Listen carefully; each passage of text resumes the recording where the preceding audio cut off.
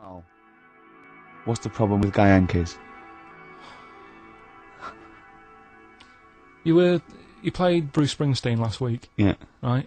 Yeah. And you said he had got a load of trouble on his hands when he had a hanky in his back pocket. Did I say that on air or? Well, we were just saying that famously on the cover of the Born to Run, Born in the USA album, it's just him, isn't it, with just his backside basically with a red handkerchief. I wasn't looking. Well, I just. I did it for research purposes for this amazing link. Yeah, he had a red handkerchief, I think, in his right hand pocket, and apparently that signifies homosexuality. Apparently, I don't know. Oh, I thought it was which way you take. I don't know. These myths, aren't they? Right, yeah, well, exactly. I don't even know if this is... No, well, I read up about it. Okay. Right. Just research. And it's all sort of, you've got all different coloured hankies. Are they? Right? Yeah. Right. And it depends what pocket you put it in as well. So you've got, like, the different colours, different pockets. Yeah. And sorry, how many variations are there? Different pockets is what? Well, you've got, like, your back pocket, your right back pocket. But what do they mean? Pocket. What do you mean? Well, what do they signify? You can't just tell us they signify so much. What do they signify? Well, some stuff that we don't really want to talk about, to be honest. What? Sort of stuff that gays are into. Right. What do you mean? Barbara Streisand records? Yeah, yeah. Eurovision. No, like, a couple of things that were there that I know we can mention. They said something about... I love that, what he thinks he can't mention, I love it. Decency, what is this, 1956? No, but I mean, it isn't just, having it away. Having it away, I love him! No, having it away! You get up to some weird stuff. I love the fact he didn't want to offend, but he's offended a lot more people by saying they get up to some weird stuff. Right. In your opinion? Yeah. What do you mean? No, but don't. If there is something that I don't know about that it's like you can't say on the radio. Yeah, I'd rather not. But what do you mean weird stuff?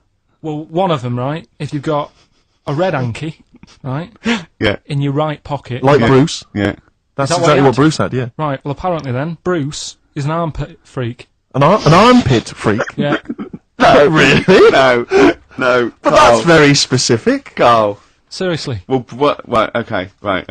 What else is there then? Sorry, is there some kind of homosexual body that sat down and came up with this at some point? Well, you said this is getting crazy. You've got, like, a blue handkerchief in your top breast pocket. I don't know what that means. You need to sit down. There's some kind of summit, figure out what it means. Yeah. It's just that you're not free from it either. So if you were to go in like a gay bar, which, you might do if you're straight anyway, because they're, good places, I think. Mm-hmm. Right? You can't actually go in there if you've got a cold, because every coloured hanky represents something. Right. So if I was to go in, had a bit of a sniffle, I could get into all sorts of trouble. What, pull out a Marks and Spencer's white linen hanky, that means you like to be tied up and whipped. Yeah. There was another one, armpit freak we've covered. Armpit freak is done. We've covered. An armpit freak? I don't really know what that means. So, right, okay, yeah. But there was just one other thing, like a blue and white one, is if you're into sailors. To sailors? Yeah, if you have a little blue and white hanky, that's in your left pocket. Yeah. Right. Blue and white equals sailor. So I wanted to ask you something. But again, we've got to be careful here. You know when you wouldn't leave the building that was on fire because you were standing proud. Hang on, we need this. Some people now don't know what you're talking about. Carl, you're on holiday. Yeah. On holiday in Tenerife, right? Yeah. You'd had a moment of intimacy with your girlfriend. Yeah. A knock on the door. You had to stop and get up. You peeked around the door. It was a fireman saying, "Get out!" But you didn't want to leave because you had a It was a little But what I don't understand is you maintained that while looking at a Spanish man dressed as a fireman. Yeah. Is that true? Is that the fact? You maintained. I'm sorry to say you maintained arousal whilst looking at a gentleman dressed as a fireman. No. These are the facts, and they are undisputed. What did you maintain? I'm not a machine, though. Do you know what I mean? I can't turn it on, turn it off. Right? But you're talking. I just thought talking to a fireman, you'd have probably lost it. I don't know, but you didn't. No, but the other thing was, I mean, I was talking to Suzanne about it again, right? Yeah. She said, what are you talking about that for? Right? I said, oh, it just cropped up, right? Yeah. And the dilemma was, you see, I wanted to try and make sure that it was a proper fire because that was the last condom we had, right? So it would have ruined the night. So I didn't want to like. It was like, you know, well, what's going on? Is it? Do we need to get out? Yeah. Is it a proper fire? Yeah. And you and talking to this man in uniform, was he? What did he look like? Was he good looking? Did he look like Ricky Martin? Say. Was he good looking? Was he good looking in his uniform? I can't remember. Can't remember. Did he have a moustache? Better play a record, hadn't we? Is this bringing it back? What? You look uncomfortable. What? Did you just switch this on with your hands? I'd want to go. I don't want to know about it. That's why I don't go to the doctors or anything. That's like a Brilliant approach. And he do you know, remember him saying he's going to die of cancer because he doesn't check his balls. He doesn't like the feel. Of course, of course. What do they feel like, your balls? Like a wet chamois leather. With 2 marbles, 2 kumquats in a wet chamois leather. No, but I just. Why are they wet?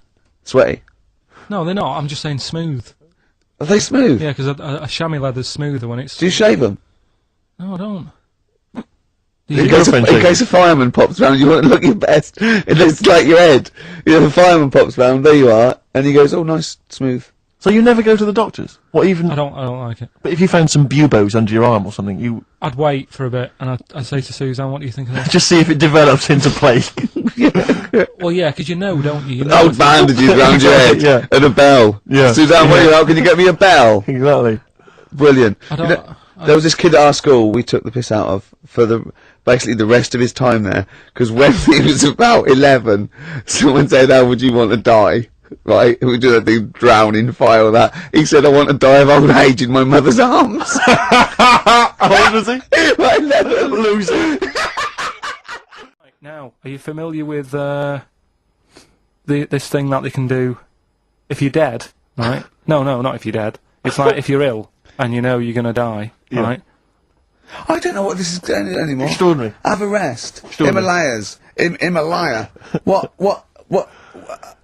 Listen, this is an interesting fact. Come on. If you're ill but you know you're going to die, Yeah, you can have this thing done in Detroit where you get put in a fridge, right? and if they work out, you know, what's wrong with you in 20 years' time, they go, right, that fella is in the fridge. He had that. We can sort it. Let's get him out, and they sort you out.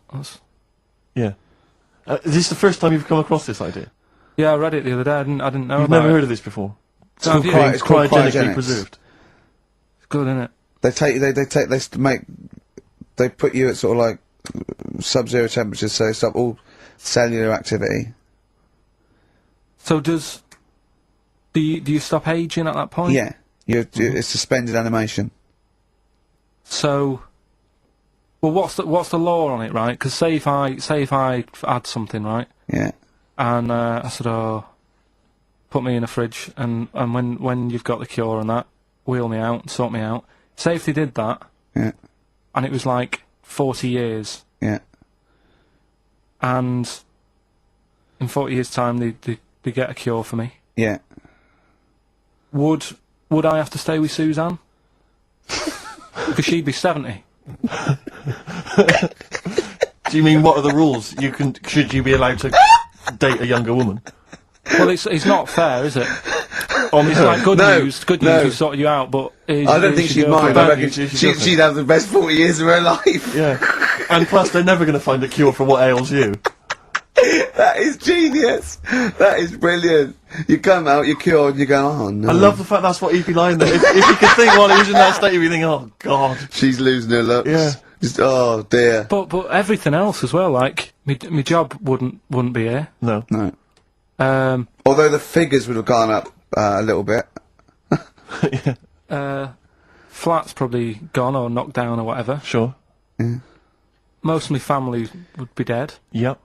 So what's the point? What? How do you know about it? Who's done it? Well, famously Walt Disney, apparently. I mean, Walt Disney actually did die, but had his body preserved so that should they one day be able to bring back people from the dead, they need Walt Disney. Hang on, who do we have? But with him, nothing is going to change because when he comes out, Mickey Mouse will still look the same. Sure. And plug and all that. Plug! Flare record. I don't know where your mind is. Play a record.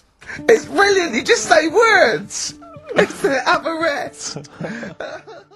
Now, when we were talking to Karl in the week, the thing we're talking to Karl is that you come up with something that's sort of like quite innocent, and he goes, well, once, right? And you realise that it's comedy dynamite. He doesn't know it, but we want to go save it. And he let out, you were filling in a form, weren't you? It was all about your girlfriend thinking you're a div. And it's happened before, isn't it? Because she came home and you'd filled out a form to get a job once, hadn't you? Yeah. What was that for? Granada telly. And on it... Well, let Karl explain. Yeah. You see, this is what annoys me with job applications, because rather than just saying, do you want the job, and what can you bring to this business? Yeah. Do you want the job is a good one. Because the thing is... That's sort of the one for the boys. No, listen, right? Because if they say no, I don't think they want the job. Yeah, but listen. Go on. I mean, I presume with what you do, you have to take people on and stuff. Well, in a fight, you mean? You know what I mean? Yeah. And I think it's more important that you're willing to graft and put the hours in. Sure. Than say that, you know, you did well at school. Yes. Sure. Because if I wanted to, I could have done well at school. Of course. I just didn't want to. Yeah. So where's this going? So you had the application form. So when it came to the qualifications bit and that, I couldn't fill them in because I didn't have any qualifications. And it was also asking about your languages. And I put down English quite good. English quite good. Ha ha ha. And his girlfriend came over and seen the form that he'd sent off. This was a copy of it. Yeah. And so she went, oh, you know what I mean? So that's what started, you know, the disappointment. So they're going to get that and think that you're not English. I don't think I've got it. It was ages ago. Right. How long ago was it? Oh, well, it was when I was still in Manchester, so 5 years ago. I don't think you've got it, no. No, I think you'd... There could be a long list. I mean, there's probably a lot of admin problems in that organisation, but they probably... But what I meant by it is that, you know, I can speak English, but I don't know all these long words that people use all the time. Yeah. Oh! God, can I just tell this quickly? In the week, I'm talking to you now, the listener. Usually I don't. Yeah. Karl said, about embarrassing him on air and that, and he's worried about his education, and he was worried about not knowing long words, like we come up with any long words. And he said, no, I was scared, you were going to ask me something about, someone, and he's Eastern European leader, his surname is Milosevic. And Karl said, so I learnt it this week, and learnt it so you can't catch me out in case you start. I said, what? And he said, he thought about it, and he went, Flobodan Milosevic. Got the surname right, though, didn't he? So what's his name? Right? What's his name? That's how Bill and Ben would address this leader. How would they have said it? Flobodan Milosevic. What's his name? Slobodan Yeah. Milosevic. Yeah. Well done. Anyway, Karl, look, you almost let it slip then as you were talking about your filling out that application form. There's some big news that everyone needs to know, which we were stunned by in the week, although the more we sort of talk to you, the more it starts to fall into place. Yeah. But Karl, what's the story? That I haven't got me exam results from my GCSEs. He never turned up to get his exam results. I was working. And so, how many did you take in the end? Because you weren't even sure about that, were you? You think you took maths and English, don't you? Yeah. And you think you've handed in the artwork for art, don't Now, you? art was continual assessment, wasn't it? Coursework. And what was the that you made? I made a man sort of putting his arms into a car. You've made a model of a man putting his arms into a car. What was this? So that one's passed. Was We that can take that this is aside. a homage to break-ins in Manchester? Was this? Was this? Oh look, he does what he sees. Yeah. So you've got that. That's safe. You definitely got that one. So you've taken art, you've taken English and maths, you think? So this is what we're going to do, listeners. We're going to try and find out his exam results for him and tell him next week. Live on air. We're going to call his school, we're going to try and track him down, and we are going to have a little envelope, and we are going to give Karl, at the age of 29, his O-level results. GCSEs, yeah. Now, Karl, so you took maths, you think, you took English, do you remember turning up to do those? Do you remember sitting in the room filling in the forms? Yeah. Okay, and how did you feel you did? I don't think I did well. You don't think you did well? Did you revise? No. Why didn't you revise? Because I don't really believe in it. Okay. Well, it's just that if you don't know it, then you don't know it. You shouldn't have to start looking at the book. If I went to like the hospital, Yeah. and the doctor said, "Oh, you need your appendix out," but hang on a minute, I've just got to read up on it. Yeah. that isn't good enough. Okay. He should know, and that's the way I feel about it. To be fair though, He did do the revision beforehand. yeah, they don't usually pass on, like, maybe, like, when they're in practice. Yeah, 7 years information down they the took in line. by osmosis. Yeah, yeah, and they, bloke comes in and goes, can I just see what you did with that? And I goes, you've passed. Yeah. Phew, that's a good one. Yeah. Good job I watched Casualty. I just like the way, you know, the things that interest me, I remember. Things like snakes not having ears and stuff. Yes. I didn't have to read about that. No, you just learnt that, yeah. You saw it on the telly, didn't you? You saw it on that Ian Wright programme. Yeah. Yeah. And this is what Karl said to me. He said, no, it's actually, I called Karl up in the week, and Reese was with him. You know, Reese used to be on XFM, and he took the phone, and he went, Karl's worried, I've seen that programme. He said, snakes don't have ears, right? He said, so you can creep up on them and pick them up. And he said, Karl's worried. He said, how do you ever put them down again? Because then they know you're there. I woke up the other night quite late, Worried about that. and I said to my girlfriend, I said, how do you put a snake down? And she said, what are you talking about? I said, that Ian Wright thing, this guy managed to pick up a snake. And do you know that thing where they clamp its head on a jar to get the poison out? I do now. Right? They did that, but they didn't show you how they got rid of it, and I thought, it could really get nasty, because it's obviously annoyed that you've had its head pressed in the jar. Yeah. Yeah. Right? They hate that.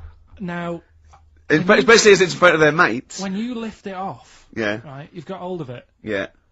If you go to chuck it down, it's going to turn on you. It's going to go wild, isn't it? So, I just wondered. Well, what you do is you never put it down, Karl. Yeah, that's why That's what that bloke has got about, 11 or 12 just carrying him. Exactly. Yeah, you never put it down. You sling it. Who cares? You just throw it, don't you, really far.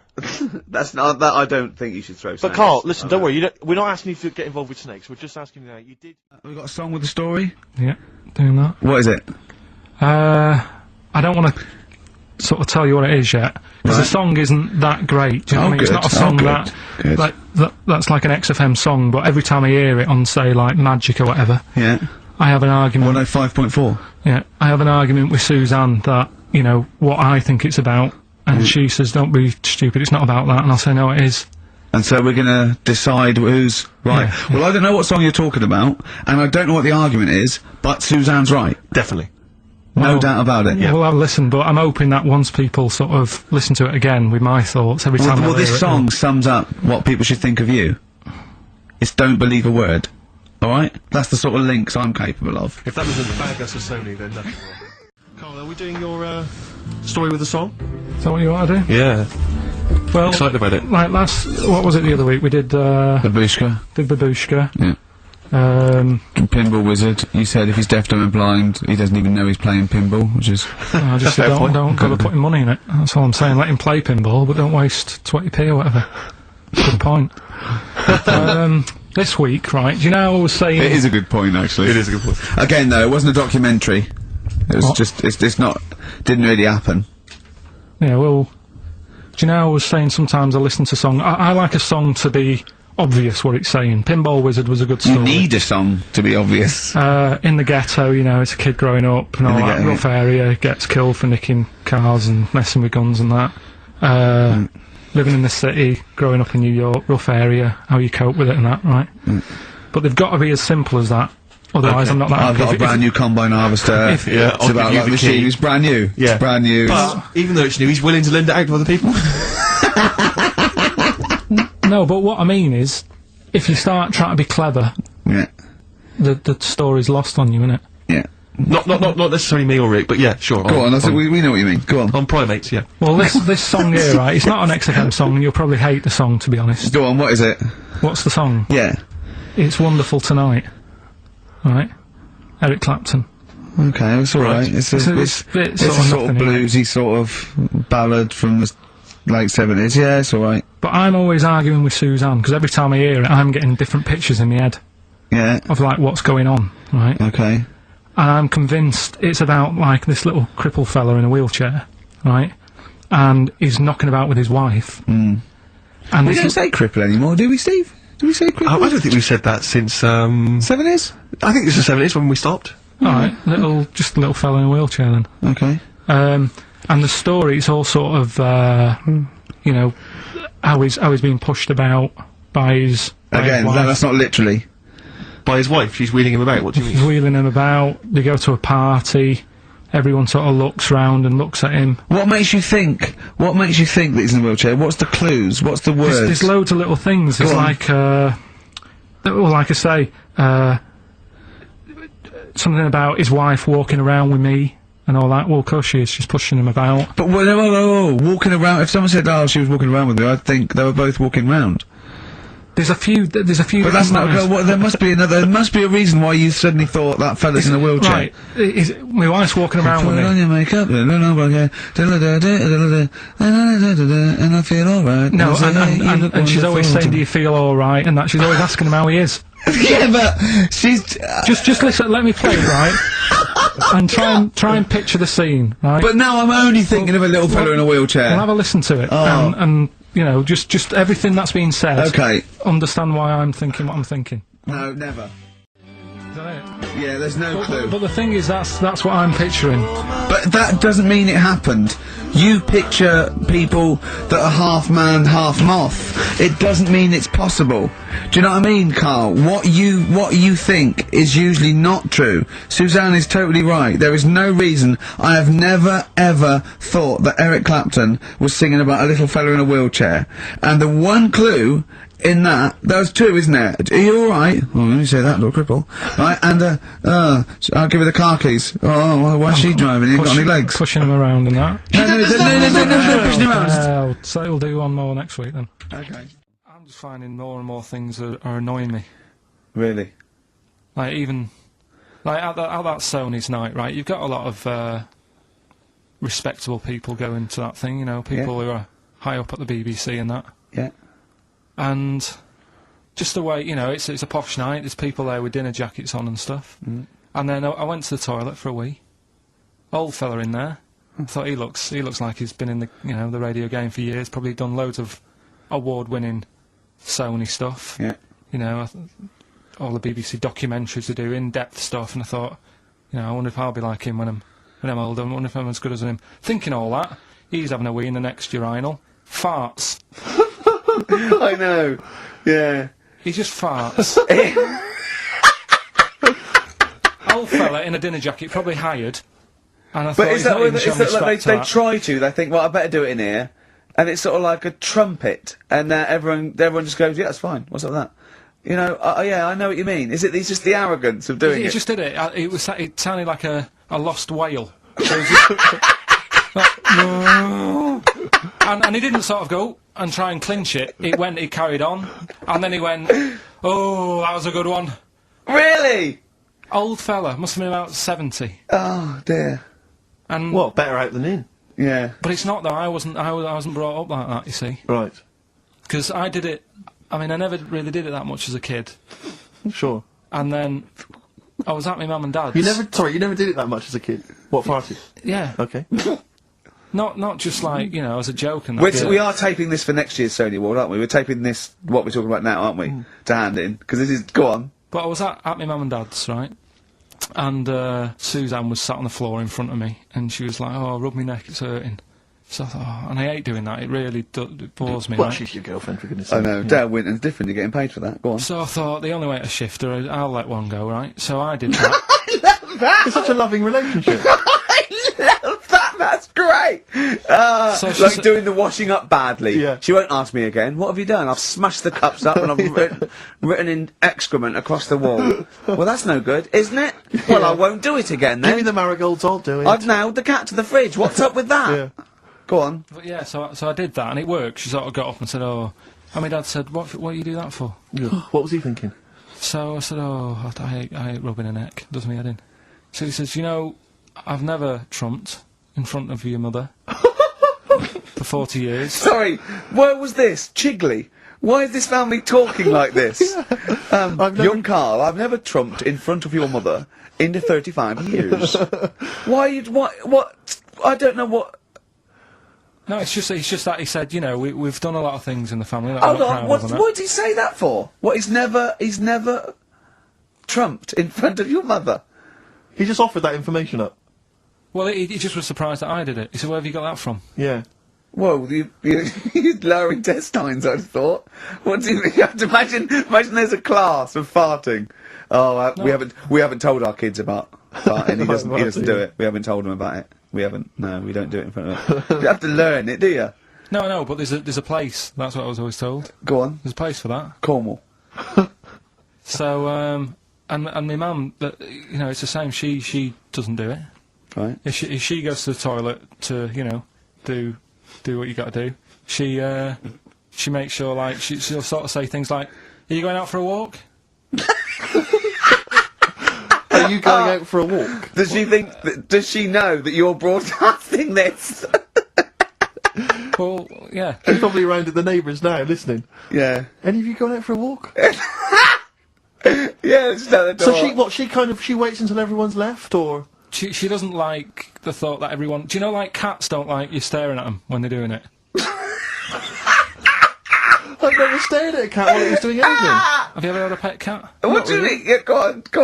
No, it's just that cats, if you get them a little litter tray, Yeah. I remember being told, like, no, when it does use it, don't sort of go and look at it. Because it puts it off. I was the same as a kid. I didn't... When I had a nappy... Who comes and looks at you when you're on the bottom? No, when I was a kid and I was in a nappy, right, Yeah. I used to always, there was a corner in the kitchen that I'd always go to. And everyone would be Why like... do you go to the toilet? Because I had a nappy on. Oh, yeah, right, how old were you? 14th birthday? About 3 or something. Yeah. Right. And I used to always go to this corner, and Yeah. everyone said, right, he's going to the corner, don't stare at him. The thing is, I can so imagine you because you've got the same head. Yeah, you look like a baby. It's just the baby's head. Put in there. Would you put a nappy on for 50 quid? Now. Yeah. I'm just sitting, do your work, right? Well, anyway, sit in the right, corner. So I'm not doing that, right? Come on. So yeah, my mum's like that, and something else she's good. I mean, people No, might no, want no. to know. At dinner party, oh, it's Mrs. Pilkington just in the corner. Just don't look at her. Yeah, don't look at Mrs. P. She's just in the corner of our kitchen. Don't just look at her. What's she doing? She's just doing her business. There she is squatting. Are you going for a walk?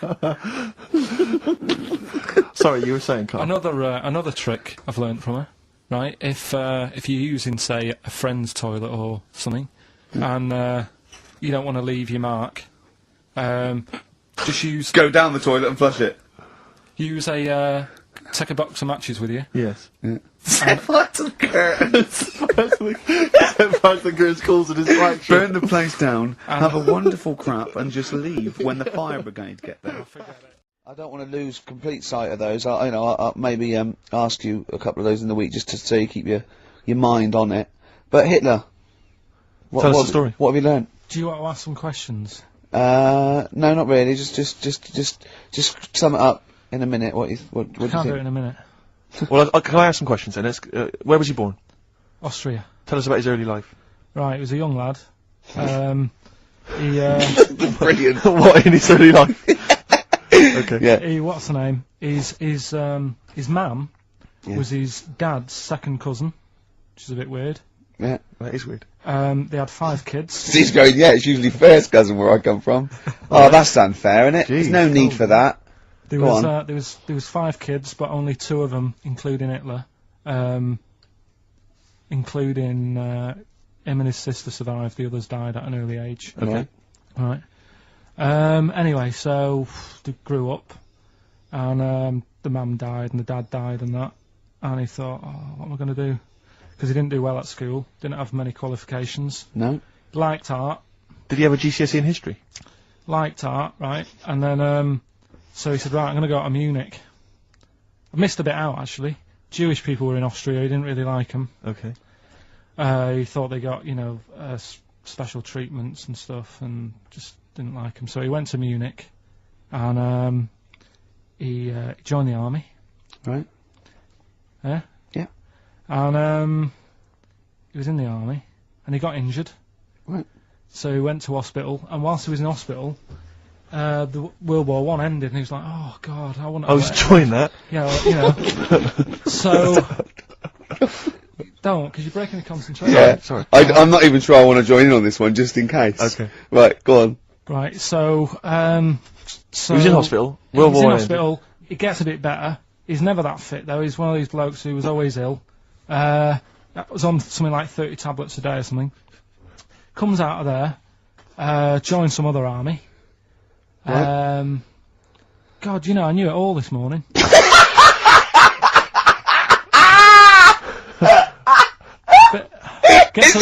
I can see it running to ground.